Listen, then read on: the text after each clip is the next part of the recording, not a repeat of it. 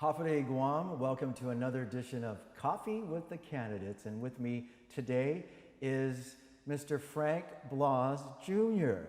How you welcome to the Coffee with the Candidates. Thanks, Leo.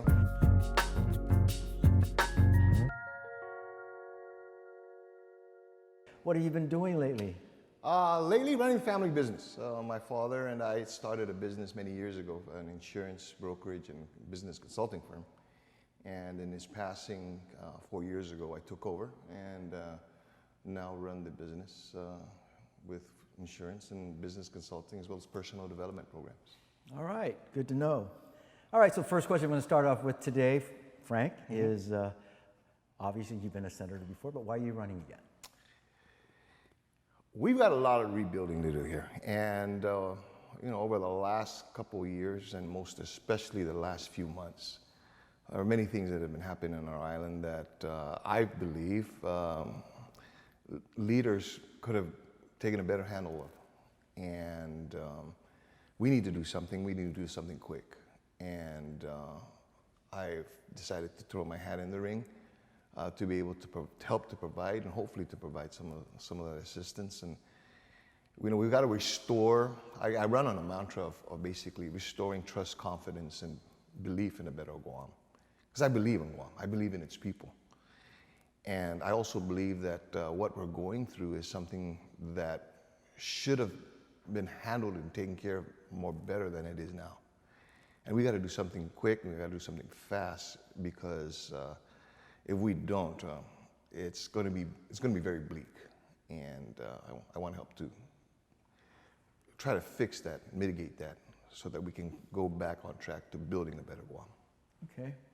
Now, another question I want to ask you is, name one decision the current senators in the legislature have made in the past 4 years that you disagree with. One decision. How much time do we have here? Okay. Well, I think more importantly is the indecisiveness. Okay, more than the decisions they made. We knew this was coming. And let's talk about what's happening on Guam today with the coronavirus. And granted, yes, that this is unprecedented. It's never happened to us before in the magnitude that is happening to us. This is not just an island thing or a regional thing, it's a worldwide thing. That said, though, is that there were many conversations that were being had about what is going to happen and what should be expected to happen and what needs to happen back in as late as November, December. Okay? And then even as things started to ramp up and get, for lack of a better term, more scarier, there were things that could have been done that weren't done. Okay? Take, for example, the PUA. Okay, the Unemployment Assistance Program. People knew, since back in March, we don't have an unemployment assistance program on this island. There is one being talked about on the halls of Congress. What do we need to do to start to ramp up on this thing? Why do we have to wait until April and May so that we can start things up in late June, early July? What was happening between March and June or March and July? People were going without food, were going without paychecks, okay? And it would really disturb me because in those times, they could have had conversations, stay up late, talk to somebody in Washington, make friends in the different agencies that are going to be affected by it, that this was going to be administered to. What are the things that we're going to need to do? We needed to have those discussions then so that we didn't have the problems that we have today. Okay? And so just that, for example, what were you doing?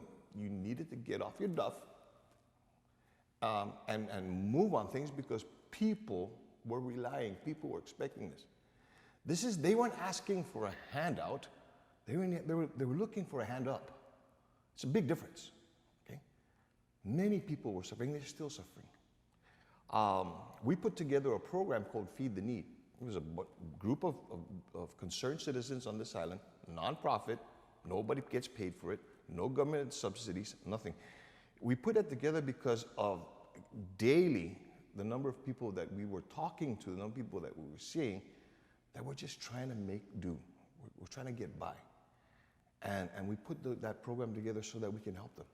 It's things like this that should not have occurred had our leaders taken the time and the foresight to be able to see that, worst case scenario, this is what we got to prepare for.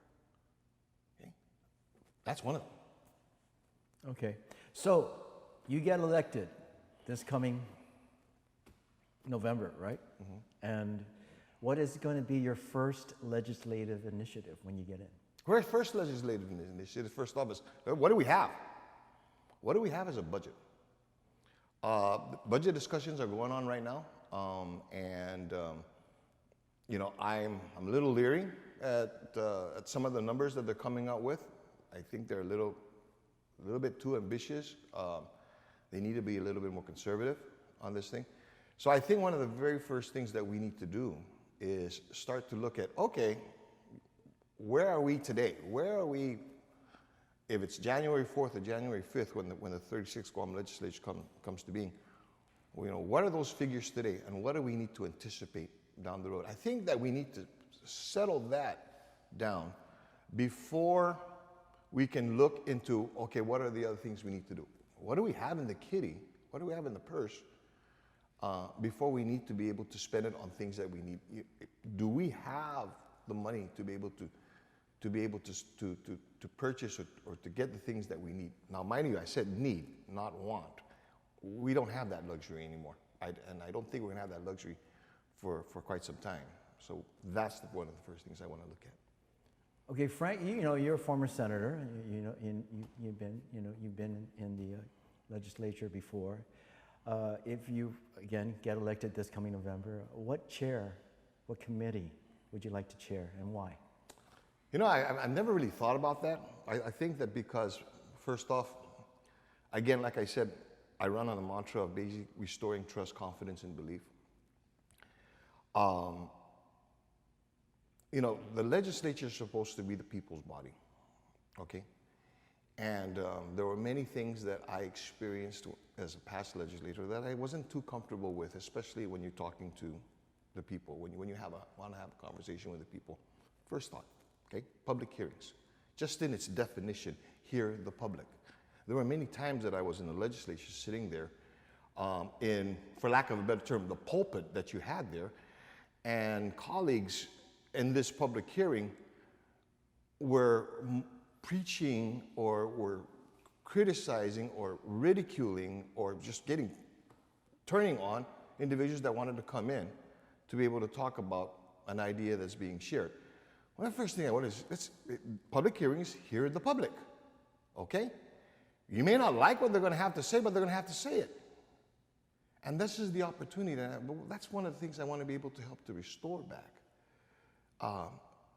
is being able to make it so that there is now, we can start to rebuild that trust and the confidence that the people should have in the body that they elect to serve them. That's what I want to do. Frank, speaking along the lines, you and I grew up in Guam, and Guam is our home. A lot of the things that I noticed today that I never saw growing up, in my adolescence here in Guam is homelessness, homeless people out there. You know that. We never used to see this, and all of a sudden there's an abundancy of homeless people out there. What's your position on that? You're right. That along with when we were growing up, if we locked the door, we got more trouble because we locked the door than now today. If you leave the house and you didn't lock the door, you would really be in trouble. There are many things that have occurred, and it's because of the breakdown in the moral fabric of our community, of our society. And a lot of times what it is it's empowerment and entitlement provided by the government. I think then again, let's get away from the notion of hand out more so than hand up. And that's what I want to work on, because I think that if we can bring back the integrity and help people, empower people, believe in people that they can do better for themselves than what they're doing today in some of these cases, then we can hopefully reduce, if not eliminate, a lot of these issues that we have with the homelessness and the crime rate, and the other social issues that seem to be plaguing our island. It's more of a plague today than it is an anomaly. You know, you're driving down the road and you're almost, now today, it's okay, it's almost expected that you see a homeless person standing there and begging for money. Whereas 20 years ago, that was, it's like, who's that and why are they there? Now it's almost an expectation. We've got to get away, and we've got to find ways to be able to get away from that. Okay. What is your stance on transparency and accountability in the government of Guam?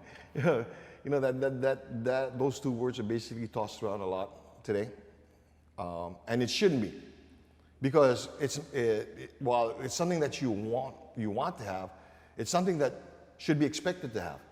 There should be transparency in this service, especially with the legislature. Now, granted, that sometimes we take transparency a little bit too far in a lot of the conversations. Obviously, you're not going to have a lot of that in the small, intimate, private conversations, and sometimes to be able to discuss things. But you're recognizing that you're going to have to bring it out later. But I've never feared that the need for the transparency. I've never feared any of that. Is because for me, I've grown up and I've lived that. That's an expectation. You shouldn't ask that it occur. You should expect that it occurs. Okay, Frank, I want to thank you again for stopping in today for Coffee with the Candidates. Thank you for taking time out to talk to us. This is going to end our interview. And once again, this is Coffee with the Candidates. I'm Leo Payumo. And be sure to stay tuned to Sorensen Media Group for another edition of Coffee with the Candidates. Thank you again. Thank you.